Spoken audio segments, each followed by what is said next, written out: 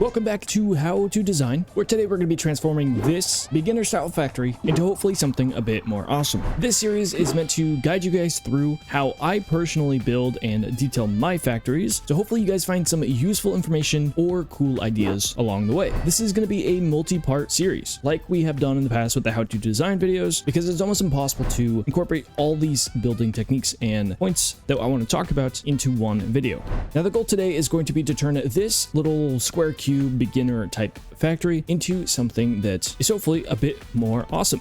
A lot of the previous videos have been about starting from scratch completely and making a factory, which I think is helpful. I'd like to try to make a video about taking maybe a factory that you already have and modifying it. Now this is going to be a very in-depth modification where we're going to remove a lot of what's here and either relocate it, rebuild it, make it better. And so this construction will definitely take a while. The first things that I want to do is relocate all of the inputs into more manageable and organized areas.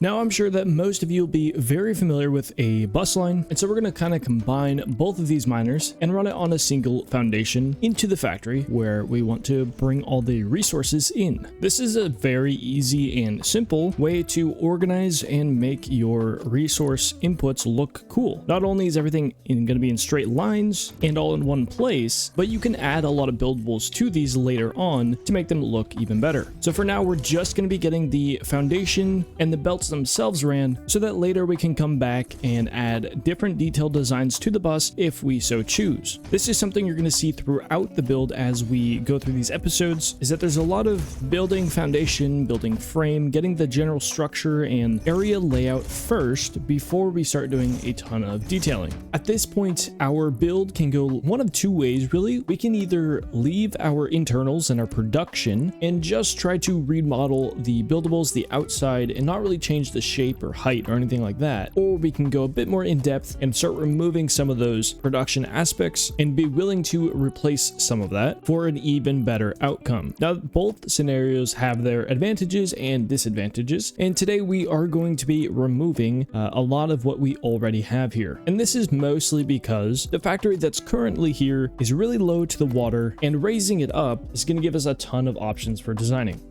So for this factory, the other resource input we need is water. So that's the next thing that I want to set up. And a little tip, if you didn't know, you can place foundations underneath the water. So when you place water extractors, they'll actually snap to the foundations. It can be really nice to line things up really nice and neat and keep things super organized. Another thing with water extractors that I like to do is have a walkway kind of around them. Now you don't have to do this sort of stuff, but I think it does add to the build and makes it look a bit more realistic. I'm not going to add any detail or railings to the water extractor area, as I want to focus on just the frame of the build, and hopefully it'll make it easier to follow along with. This style of video is a little bit different than normal on the channel because I want to try and show all of the building that I do for this specific build, so let me know what you think down below. At this point, I also want to rearrange where the refineries are going to go, and that means making the platform in which they'll sit at, where the open space below is actually going to be for logistics and other things, but we'll look at logistics a little later. I'm a big fan of using angles and ramps when building. It helps to avoid the boxy nature that factories tend to look sometimes. Plus, there's also some really awesome combinations of buildables you can use to make some really cool things. At this point, I've decided on the height that I want to have my main production floor sit at, and I do just want to touch on the parameters that I use to make these decisions.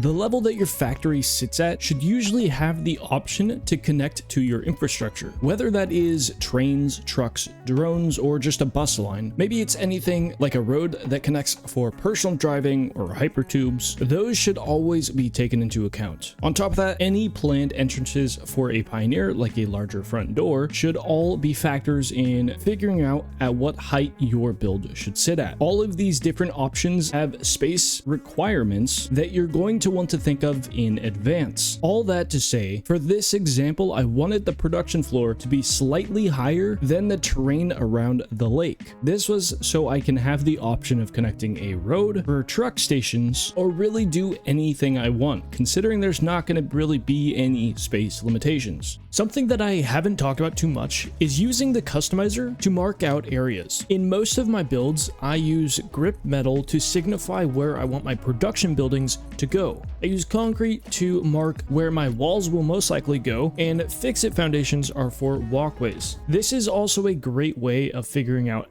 how big your build might be, and making sure you have enough space to do all the things that you want to do. At this point, all of the production buildings are placed, and I can use that space below for logistics, which is always nice, and it's something I personally like doing. And now I want to get started on placing the outer walls and the roof frame. That way I can get an overall feel of the footprint or the size of this build. And it's during this process that I'll be able to figure out where I can put different aspects of the factory that I want to add. Like, let's say we want to add a truck station that's integrated into the factory or integrated into the walls or something like that. We can plan for that during this process. And this goes for all the previous aspects that I talked about with trucks, trains, drones, bus system. All of this stuff can be included in the frame of your factory. Now, I've talked about the importance of using angles in past videos, and that's exactly what I'm choosing to do right here. Making the frame based around some 45-degree angles instantly removes the potential for me to make just a boxy build. I'm also trying to leave at least one foundation of width, or 8 meters, for my walls in the future. This will allow me to use the foundation buildables as walls. This may not seem like a huge deal, but having access to those buildables is really awesome. And a tip, it's the only way to get the coated concrete look as a wall. And if you guys haven't seen it, the coated concrete along with some of the new finishes they added in 1.0 look pretty awesome. I've had many people during the live streams tell me that they've started using foundations as walls, and it has been a game changer. So I'm hoping as we go through this series and you see some more of my builds, you might actually try it out too. I want to take a moment to thank the wonderfully generous people who have been supporting on Patreon and our new YouTube members. You guys are what make these videos possible, and I can't thank you enough. So massive shout out to all of these amazing individuals. I sped up a lot of the footage you've seen so far to test out a new way to make these videos, so let me know what you think down below. Do you like this, or do you prefer the way I've done it in previous how-to design videos? I'm just gonna play the rest of me finishing up the frame, and then we'll hop back when it's done.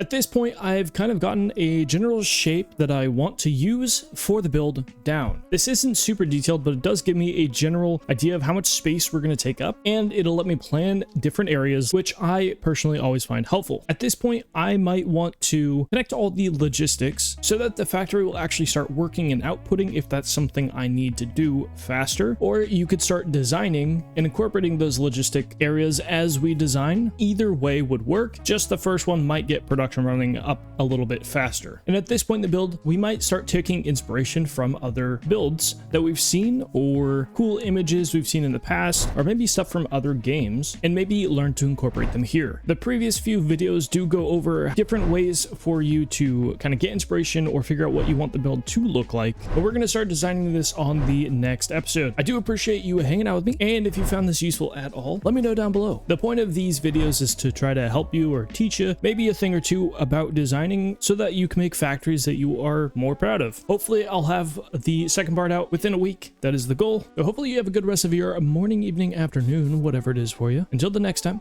peace. I'm slick with words, tongue sharp, you left in thirds. You pitching verbs, I knock it out.